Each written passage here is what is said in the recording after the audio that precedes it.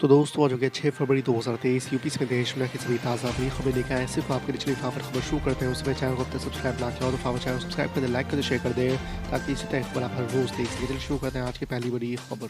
RSS के प्रमुख मोहन भागवत ने जातिवाद को लेकर रविवार को बड़ा बयान दिया है। उन्होंने कहा कि भगवान ने हमेशा ये कहा है कि मेरे लिए तो सभी लोग एक है, उनमें कोई जाति या वर्ण नहीं है, लेकिन पंडितों ने श्रेणी बना दी, वो गलत था। भागवत ने कहा है कि हमारे समाज के बंटवारे का फायदा दूसरों ने उठाया है, इसके चलते ही हमारे देश पर आक्रमण हुए, बाहर से आए हुए लोगों ने ये फायदा उठाया। संघ प्रमुख ने यह बयान मुंबई में संत रोहिदास की जयंती पर आयोजित कार्यक्रम के दौरान दिया है। पश्चिम बंगाल के भाजपा विधायक सुमन कांजीलाल रविवार को तृणमूल कांग्रेस में शामिल हो गए हैं। कांजीलाल ने बीजेपी छोड़कर टीएमसी का दामन ऐसे समय थामा है जब राज्य में इस वर्ष पंचायत चुनाव होने हैं। टीएमसी के राष्ट्रीय महासचिव अभिषेक बनर्जी ने राज्य के उत्तरी हिस्से में अलीपुर द्वार के विधायक कांजीलाल को पार्टी का झंडा सौंपा। आपको बता दें कि भाजपा के प्रदेश प्रवक्ता समीर भट्टाचार्य ने कहा कि कांजीलाल के पार्टी छोड़ने और भ्रष्ट संगठन में शामिल होने से पार्टी पर कोई असर नहीं पड़ेगा। सपा नेता स्वामी प्रसाद मौर्य के रामचरितमानस पर दिए बयान के बाद से यूपी में चल रहा घमासान तेज होने के साथ ही वार पलटवार भी आक्रामक होते जा रहा है। आगरा में रविवार को सपा प्रमुख अखिलेश यादव ने कहा कि रामचरितमानस से किसी को शिकायत नहीं है, लेकिन जो गलत है वो गलत है। मुख्यमंत्री योगी आदित्यनाथ पर निशाना साधते हुए अखिलेश यादव ने कहा है कि मैं आज भी प्रत्येक दिन सुबह 1 घंटा भजन सुनता हूं। उन्होंने कहा है कि योगी आदित्यनाथ को शायद भजन सुनने का समय नहीं मिलता होगा। अखिलेश यादव ने कहा कि सपा भगवान विष्णु के सभी अवतारों को मानती है, लेकिन विपक्ष अगर सवाल करता है तो योगी को उसका जवाब देना चाहिए। लोकसभा चुनाव 2024 से पहले तेलंगाना के मुख्यमंत्री और भारत राष्ट्र समिति के चीफ के चंद्रशेखर राव तीसरा मोर्चा बनाने के कवायद में जुटे हुए हैं। इस सिलसिले में बीते दिनों उन्होंने विपक्ष के कई नेताओं से मुलाकात भी की थी। अब आपको बता दें कि रविवार को तेलंगाना से बाहर पहली बार महाराष्ट्र के नांदेड़ में केसीआर ने जनसभा को संबोधित किया। इस मौके पर अलग अलग राजनीतिक दलों से संबंधित नेता बीआरएस में शामिल हुए। जनसभा को संबोधित करते हुए केसीआर ने कहा है कि राजनीतिक दल और नेता चुनाव में जीत रहे हैं, लेकिन लोग हार रहे हैं, इसलिए बीआरएस ने नारा दिया है, अब की बार किसान सरकार। योग गुरु बाबा रामदेव पर राजस्थान के बाड़मेर जिले में केस दर्ज हो गया है। योग गुरु बाबा रामदेव पर मुसलमानों की धार्मिक भावनाएं भड़काने के आरोप में चौहटन थाने में प्राथमिकी दर्ज की गई है। आपको बता दें कि बीते 2 फरवरी को बाड़मेर में एक धार्मिक कार्यक्रम के दौरान रामदेव ने मुसलमानों और इस्लाम को लेकर एक बयान दिया था। रामदेव के खिलाफ दर्ज प्राथमिकी में आरोप लगाया गया है कि बाबा रामदेव ने जानबूझकर मुसलमानों की धार्मिक भावनाएं भड़काने के लिए ऐसा बयान दिया था। उत्तर प्रदेश के उप मुख्यमंत्री केशव प्रसाद मौर्य ने रविवार को कालिदास मार्ग स्थित अपने सरकारी आवास पर अपने ही नाम के वेबसाइट लॉन्च करने के साथ ही मोबाइल ऐप का भी लोकार्पण किया। आपको बता दें कि www.keshavaprasadmaurya.com वेबसाइट और केशव प्रसाद मौर्य मोबाइल ऐप से राज्य के लोग अपनी शिकायतें सुझाव घर बैठे भेज सकेंगे। शिकायतें और सुझाव पर की गई कार्रवाई की जानकारी भी उन्हें इन्हीं दोनों प्लेटफॉर्म के माध्यम से मिल जाएगा। एमआईएम प्रमुख असदुद्दीन ओवैसी ने यूपी के मुख्यमंत्री योगी आदित्यनाथ पर सनातन धर्म वाले बयान को लेकर निशाना साधा है। असदुद्दीन ओवैसी ने रविवार को कहा है कि ये खेदजनक है कि योगी आदित्यनाथ ने कहा है कि हमारा राष्ट्रीय धर्म सनातन धर्म है। उन्होंने कहा है कि हमारा देश हर धर्म को मानता है और यही संविधान की खूबसूरती है। हैदराबाद के सांसद असदुद्दीन ओवैसी ने आगे कहा है कि जब तक अंबेडकर की ओर से बनाया गया संविधान है, तब तक देश में कोई एक धर्म नहीं हो सकता। महाराष्ट्र के पूर्व मंत्री आदित्य ठाकरे ने शनिवार को मुख्यमंत्री एकनाथ शिंदे को अपने सीएम पद से इस्तीफा देकर मुंबई के वर्ली से उनके खिलाफ चुनाव लड़ने की चुनौती दी है।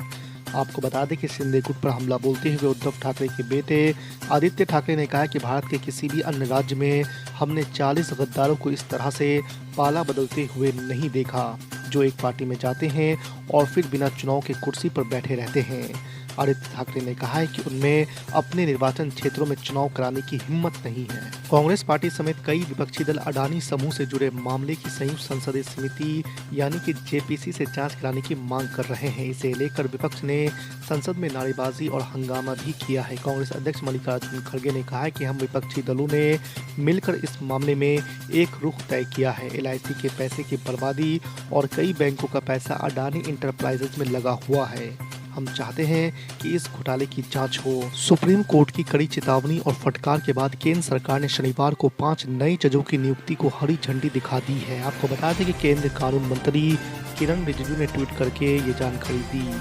ये सभी 5 जज अलग अलग हाई कोर्ट्स के हैं। जिन्हें अब प्रमोट करके सुप्रीम कोर्ट का न्यायाधीश बनाया गया है। इससे पहले शुक्रवार को सुनवाई के दौरान सुप्रीम कोर्ट ने नियुक्ति में देरी किए जाने को लेकर केंद्र सरकार पर नाराजगी व्यक्त की थी। केंद्रीय वित्त मंत्री निर्मला सीतारमण ने शनिवार को एक बार फिर से गौतम अडानी मामले में प्रतिक्रिया दी है। उन्होंने दावा किया है कि अडानी समूह के 20,000 करोड़ रुपए का एफपीओ वापस लेने से देश की आर्थिक बुनियाद और अर्थव्यवस्था की छवि प्रभावित नहीं हुई है। वित्त मंत्री ने मुंबई में संवाददाता सम्मेलन में कहा कि पिछले 2 दिनों में ही 8 अरब अमेरिकी डॉलर की विदेशी मुद्रा आई है। दिल्ली के मुख्यमंत्री अरविंद केजरीवाल आम बजट को लेकर एक बार फिर से केंद्र पर निशाना साधा है। उन्होंने ट्वीट कर कहा है कि अपने देश में शिक्षा, स्वास्थ्य और दिल्ली का फंड काट कर क्या तालिबान को फंड देना सही है? लोग इसका सख्त विरोध कर रहे हैं। इसके साथ ही अरविंद केजरीवाल ने समाचार एजेंसी एएनआई की रिपोर्ट को टेक भी किया है। इसमें खामा प्रेस के हवाले से कहा है कि तालिबान ने भारत के केंद्रीय बजट 2023-24 का स्वागत किया है। जेडीयू संसदीय बोर्ड के अध्यक्ष उपेंद्र कुशवाहा ने एक बार फिर से मुख्यमंत्री नीतीश कुमार को चुनौती दी है। उन्होंने कहा है कि जेडीयू किसी एक व्यक्ति की पार्टी नहीं है, इसमें सबका हक है। हम किसी भी हाल में 75 लाख लोगों के अरमानों पर पानी नहीं फिरने देंगे जो पार्टी से जुड़े हुए हैं।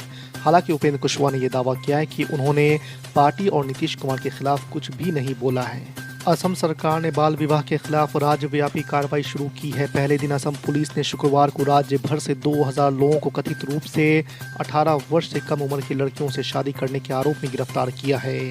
इस बीच असम सरकार की कार्रवाई पर हैदराबाद के सांसद और इमाम चीफ असदुद्दीन ओवैसी ने भाजपा सरकार से सवाल पूछा है। ओवैसी ने बीजेपी सरकार पर हमला बोलते हुए कहा है कि लड़कों की गिरफ्तारी के बाद शादीशुदा लड़कियों का क्या होगा, उनकी देखभाल करने वाला कौन रहेगा। उन्होंने लोगों की गिरफ्तारी पर नाराजगी जताते हुए कहा है कि असम में बीजेपी मुस्लिमों के खिलाफ है। यूपी के पीलीभीत से बीजेपी सांसद वरुण गांधी चर्चाओं में बने हुए हैं। अपनी ही सरकार की योजनाओं के खिलाफ हमलावर रहे वरुण के बारे में अटकलें हैं कि अगले लोकसभा चुनाव से पहले कोई बड़ा कदम उठा सकते हैं। बेरोजगारी, किसान, अग्निवीर योजना जैसे मुद्दों पर विगत महीनों में अपने ही सरकार को वरुण गांधी घेर चुके हैं। ऐसे में माना जा रहा है कि शायद अगले लोकसभा चुनाव में भाजपा से उन्हें टिकट नहीं मिले। सूत्रों के अनुसार वरुण गांधी ने भी तैयारी करनी शुरू कर दी है। पंजाब के पूर्व मुख्यमंत्री कैप्टन अमरिंदर सिंह की पत्नी और सांसद परनीत कौर को पार्टी विरोधी गतिविधियों के आरोप में कांग्रेस पार्टी ने निलंबित कर दिया है। परनीत कौर पंजाब के पटियाला से कांग्रेस की लोकसभा सांसद है। कांग्रेस पार्टी ने कहा कि परनीत कौर को कारण बताओ नोटिस जारी कर 3 दिन में यह बताने के लिए कहा गया है कि उन्हें पार्टी से निष्कासित क्यों न किया जाए।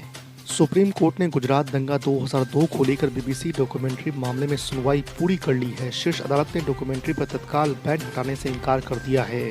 अदालत ने केंद्र को नोटिस जारी करते हुए मामले में ओरिजिनल दस्तावेज जमा करने को कहा है। उत्तर प्रदेश के मुख्यमंत्री योगी आदित्यनाथ ने शुक्रवार को बॉलीवुड से जुड़े बाइकॉट ट्रेंड पर प्रतिक्रिया दी है। उन्होंने कहा है कि एक्टर्स और कलाकारों का सम्मान किया जाना चाहिए, लेकिन फिल्म मेकर्स को भी जनता की भावनाओं को ध्यान में रखना चाहिए।